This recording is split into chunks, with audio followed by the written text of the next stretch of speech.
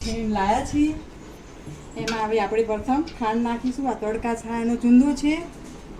ખાંડ નાખીશું, ઉમેરીશું. આપણે 2 કિલો કેરી છે ને એની અંદર આપણે 3 કિલો ખાંડ નાખવાની છે. આમ તો 2 કિલો હોય પણ આપણે રસો વધારે કરવો છે એટલા માટે આપણે 3 કિલો ખાંડ ઉમેરીશું અંદર. પછી આપણે એને હલાવીશું. 4 કલાક ઓગળી જશે ખાંડ. પછી કાલે આપણે તડકે મૂકીશું. પણ નાખી હતી પણ આપણે વધારે રસ બનાવવાનો છે એટલા માટે આપણે થોડી વધારે નાખી રહ્યા છીએ. તમારે જેટલો રસ બનાવવો હોય એટલી વધારે નાખવાની. જો હવે આને આપણે ફરીને હલાવવાનું ચાલુ કરીશું. 2-3 મિનિટ હલાવીશું આપણે. પછી એકદમ 4 કલાક પછી બધી ખાંડ ઓગળી જશે અને પછી એને આપણે સવારે તાપમાં મૂકીશું અને રાત્રે લેવાનો. સાયા તડકાનો ચૂંદો છે, બરોબર? ઓકે.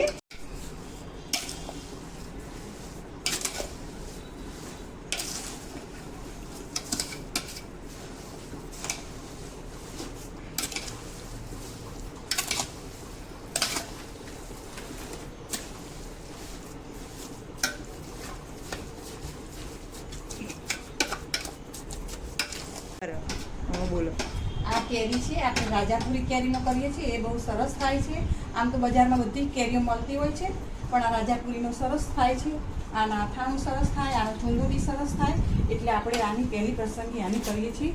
બાકી બધી કેરીઓ તો બહુ જાતની મળે છે બજારમાં પણ આપણે આને વધારે મહત્ત્વ આપીએ છીએ, રાજાપુરીને.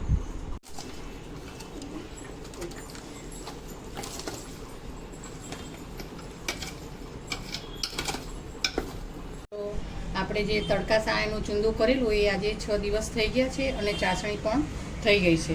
એટલે આપણે હવે એનો મસાલો કરીએ. આ પહેલાં મરી નાખ્યા છે. હવે આપણે આ વરિયાળી 2 ચમચી નાખીશું.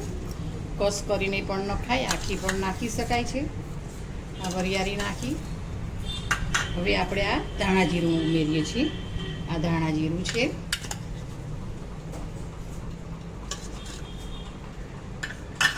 હવે આપણે આ લાલ મરચું નાખીશું.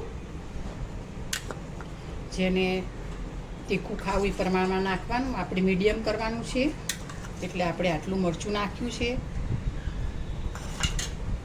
અને હવે આપણે એને મિક્સ કરી દઈશું અને આજનો દિવસ તડકે રવા દઈશું. એથી કરીને મરચું, ધાણા જીરું બધું જે નાખ્યું છે એ તડકામાં ચડી જાય. પછી આપણો ચૂંદો તૈયાર.